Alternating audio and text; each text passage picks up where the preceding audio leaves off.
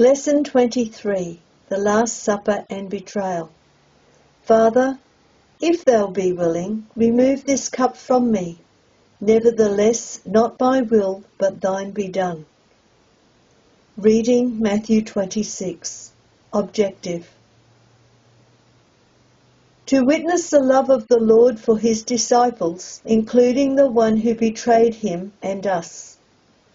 We understand his final words of encouragement as he made his way for the last time into the Garden of Gethsemane, where in a great agony of mind he resolved to do the will of his Father to the very end. Background: for some time now Jesus had his face set firmly toward Jerusalem. Luke 9 verses 51 to 53. The 3.5 years of his ministry was rapidly drawing to an end. It was to culminate in his death, as he had also warned them many times. But they understood none of these things. See Luke 9 verse 22 and verse 44, and Luke 18 verses 31 to 34. The horror of that weighed heavily upon him, and the huge responsibility he had to obey his Father to the very end. However, he did all he could to prepare his disciples. The record of his life deals intensely with the last 6 days. We pick up the story 2 days before the feast of Passover, when he himself was to be the lamb whose death would bring deliverance, not out of Egypt, but out of the grave itself. The traitor lays his plans. Matthew 26, verses 14 to 16. Jesus had his enemies, the very leaders of the people, the priestly class and the scribes, who should have known the scriptures, now combined to plot his death. Matthew 26 verses 3 to 5. To them it was a matter of urgency to have it all settled before Passover, so that everyone who came to Jerusalem for the feast would be able to bring back the report of his death and the end of the whole affair. Their envy by now had turned to hatred. They would stop at nothing to restore their influence with the people. John 11 verses 47 to 53. Then came Judas Iscariot, one of the 12, offering to solve their dilemma, and they were glad. Mark 14 verse 10. Here was one who had been his familiar friend, in close company with him for 3.5 years. Matthew 26 verse 50. And compare it with Psalms 41 verse 9. Now he was prepared to betray him for the paltry sum of 30 pieces of silver, the price of a slave gored by an ox. See Exodus 21 verse 32. Principle for living: love those that hate us. One of the very first things Jesus taught his disciples was, love your enemies, bless them that curse you, do good to them that hate you, and pray for them that despitefully use you and persecute you. This sounds completely strange to us, the opposite to what we feel inclined to do. Why should Jesus' disciples act in this way? Jesus gives us the answer. It is the way God acts. Matthew 5 verses 44 to 48. God is much kinder to us than we deserve. We are certainly not worthy of being saved and receiving immortality. By nature we are in fact enemies of his, because we transgress his laws every day, sometimes willfully, sometimes thoughtlessly. Yet God showers blessings on us all the time. The greatest possible blessing is to know him and the way of salvation through Jesus Christ. Consider the kindness Jesus showed to his betrayer in John 13 verse 11 to 15. He never avoided Judas, but gave him ample opportunity to give up his wicked plan.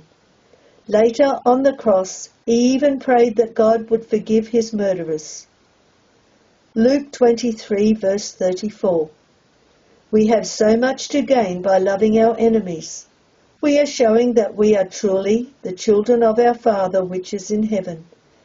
Matthew 5 verse 45.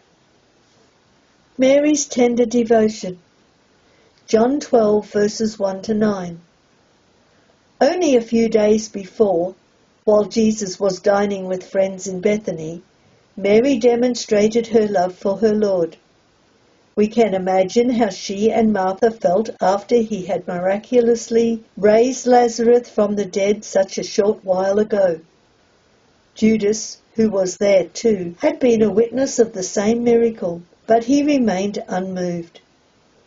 Whereas Mary and Martha loved and reverenced Jesus all the more, Judas's friendship had soured and he stood by ready to find fault. Mary had a pound of ointment of spikenard, very costly, and as Jesus reclined at the table, she anointed his head and then his feet, wiping them with her hair. John remembered how the house was filled with the fragrance of the ointment. Here was a gesture of pure love, and the Lord was quick to recognize her genuine devotion. When some murmured about the extravagance, self-righteously complaining that the money could have been better spent to help the poor, Jesus made it clear that he understood what she had done. Whether she had realized fully or not that he was about to die, he accepted her action as a preparation for his death. Against the day of my burying has she kept this? Judas was foremost in the criticism, not that he cared for the poor, but because he was a thief. And the Lord's rebuke was enough to send him off to the chief priests to betray him. Matthew 26, verses 7 to 15. What a contrast there was between the two, Mary and Judas, who knew the Lord at first hand.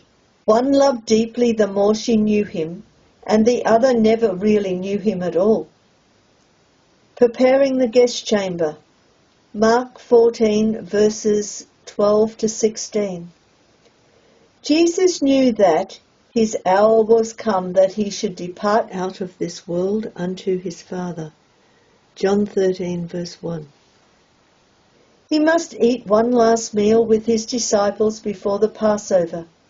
This time he made all the arrangements. Sending 2 disciples into Jerusalem, he told them that a man carrying a pitcher of water would meet them, and they were to follow him. They were to say to the owner of the house he led them to, "The Master saith, where is the guest chamber where I shall eat the Passover with my disciples?" He would lead them to an upper room already laden out with couches and tables. These 2 then made preparations for the Passover meal. Washing his disciples' feet. John 13 verses 4 to 30. During the meal in the upper room that night, where Jesus had assembled with his 12 disciples, he stood up and wrapped a towel around his waist and proceeded to stoop and wash his disciples' feet. Peter was shocked. His Lord washing his feet as a servant would do? Never. Gently Jesus remonstrated with him. "If I wash thee not, thou hast no part with me." This was something Peter could not bear to contemplate. "Lord, not my feet only, but also my hands and my head." But the Lord was teaching them all a supreme lesson, the lesson of serving one another. At times, some of the disciples had argued about who was most important and closest to Jesus. Luke 22, verse 24. Now he, their master, was setting the example. He was indeed the greatest in their midst, yet he was prepared to serve them. So must they. Ye should do as I have done unto you. Yet one whose feet he had washed was not clean. Judas' feet would soon walk out into the night to summons the soldiers who would arrest the master. The thought of Judas being a traitor troubled Jesus, and with a heavy heart he frankly told his disciples, "One of you shall betray me." They were shocked. They looked at one another, at a loss to know who it could be. In the uncomfortable silence that followed, each one began to ask, "Lord, is it I?" See Matthew 26, verse 22. Then Peter urged John, who was leaning against him, to ask, "Lord, who is it?" Jesus said, "He it is to whom I shall give a sop," a piece of bread, "when I have dipped it." He gave it to Judas Iscariot. Then Judas asked, "Master, is it I?" And Jesus replied, "Thou hast said." See Matthew 26, verse 25. Then Judas went out into the night. The bread and the wine. Luke 22, verses 15 to 20. Jesus solemnly shared a little bread and wine with the 12. It would be something they would always remember him by. In fact, he said, "Do this in remembrance of me." He took bread and gave thanks, and brake it and gave unto them, saying, "This is my body which is given for you." Likewise also the cup after supper, as they had already eaten, saying, "This cup of wine is the new covenant in my blood, which is shed for you." So there are two emblems, two things to remember him by, bread and wine.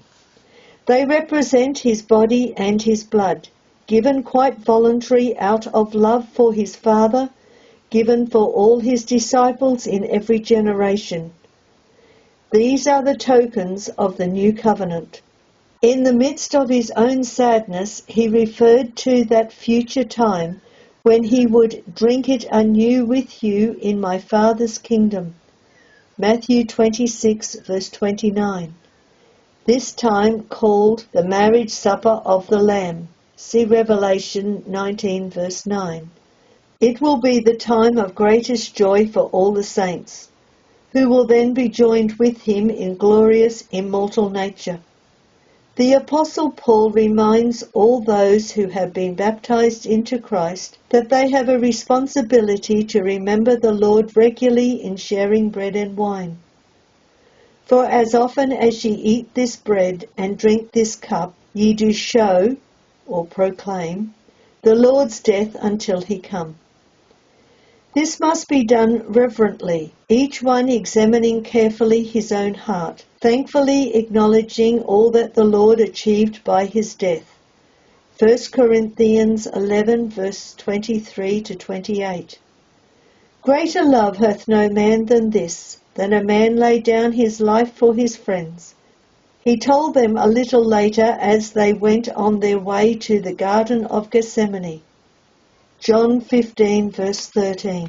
Brethren and sisters in the first century had a custom of breaking bread on the first day of the week. See Acts 20, verse 7. And so we usually follow that good tradition today. Peter's boast. Matthew 26, verse 30 to 35. Jesus knew that he would face death alone. All his friends would flee in confusion as the prophets had said. Peter was aghast. "Though all men shall be offended because of thee, yet will I never be offended." The word offended means to give up and turn away. Peter had shown exceptional faith and devotion to his Lord. See Matthew 14, verse 29, Matthew 16, verse 16, and John 6, verse 68. He truly loved him and believed he was the Son of God. Yet he underestimated the strong urge within himself for self-preservation in time of trial. His determination to stay by his Lord's side, whatever happened, was soon to be put to the test. Knowing this beforehand, Jesus said, "This night before the cock crow, thou shalt deny me thrice." Before 3 o'clock in the morning, when the trumpet sounded to change the watch in the tower of Antonia, overlooking the temple, Peter would have denied him 3 times. Gethsemane. Matthew 26, verses 36 to 46. Jesus loved his disciples to the end. See John 13, verse 1. All the way out of the city and across the Kedron Valley and up into the Garden of Gethsemane, he encouraged them. Terrible things were to happen that night, but they need not be afraid. They would certainly weep and be full of grief, but their sorrow would be turned into joy, for he would see them again. When they came into the garden, he took Peter, James and John and left the others to wait, while he went to pray. When asking these 3 to keep watch, he went a little further and fell to the ground in prayer. Knowing what lay just ahead, he was overwhelmed with sorrow. 3 times he prayed to the Father. He had often read in the Psalms and in the prophets of the shame and the physical torture he would face at the hands of his enemies. See Psalms 22 and Isaiah 53. He knew how they would falsely accuse him and torment him, humiliating him before all who passed by. Through all this, he must be like a lamb dumb before his shearer, resisting the urge to retaliate, obeying his Father to the end. Only in this way could he fulfill God's purpose in him and redeem us to God by his blood. So great was his mental anguish that his sweat was, as it were, great drops of blood falling to the ground. Luke 22, verse 44. His whole being revolted at the thought of such pain and shame, yet in his mind he knew that he must do his Father's will. O my Father, if this cup may not pass away from me, except I drink it, thy will be done. See Matthew 26, verse 42. Such was God's love for his only Son, who had always obeyed him, that he sent an angel from heaven to strengthen him. Luke 22, verse 43. So Jesus stood up and went again to his disciples, whom he found not watching but asleep. Arise, let us be going, he said. Behold, he is at hand that doth betray me. Matthew 26, verse 46. Now fully resolved and divinely strengthened, he calmly went forward to meet the band of armed men sent out by the chief priests and Pharisees to take him into custody. At their head was none other than Judas, one of the 12, who came forward saying, Hail, Master, and kissed Jesus. He had told the guards that he would do this as a sign, so that they would be sure to hold him fast. Jesus rebuked him. Judas, betrayest thou the Son of Man with a kiss? See Luke 22, verse 48. We may imagine the horror and disbelief on the faces of the other disciples when they saw that one of their own had so basely betrayed their beloved Master. As the soldiers stood about, uncertain what to do next, Jesus stepped forward and asked them, Whom seek ye? And they said, Jesus of Nazareth. Without hesitation, Jesus said, I am he. Overawed by his presence, they fell to the ground.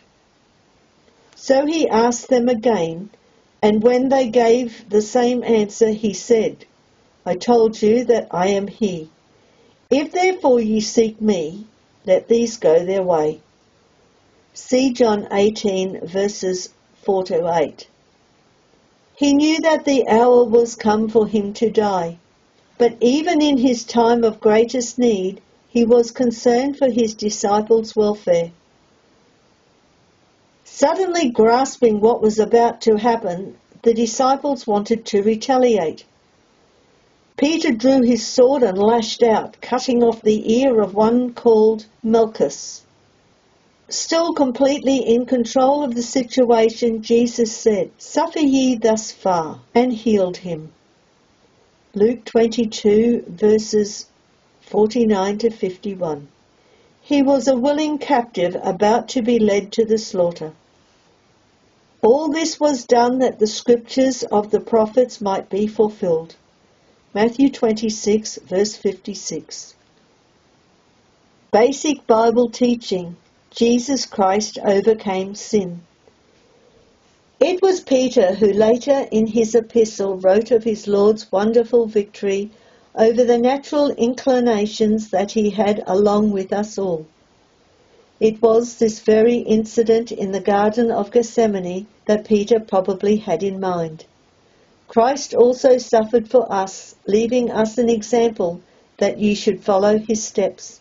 Who did no sin, neither was guile found in his mouth. When he was reviled, he reviled not again. When he suffered, he threatened not, but committed himself to him that judgeth righteously. 1 Peter 2 verses 21 to 24.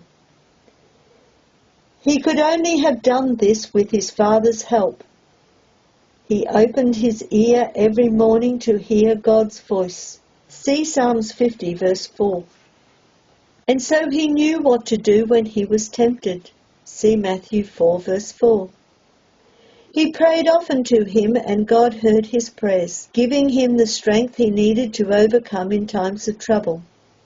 Hebrews 5 verse 7, Luke 22 verse 41 to 43.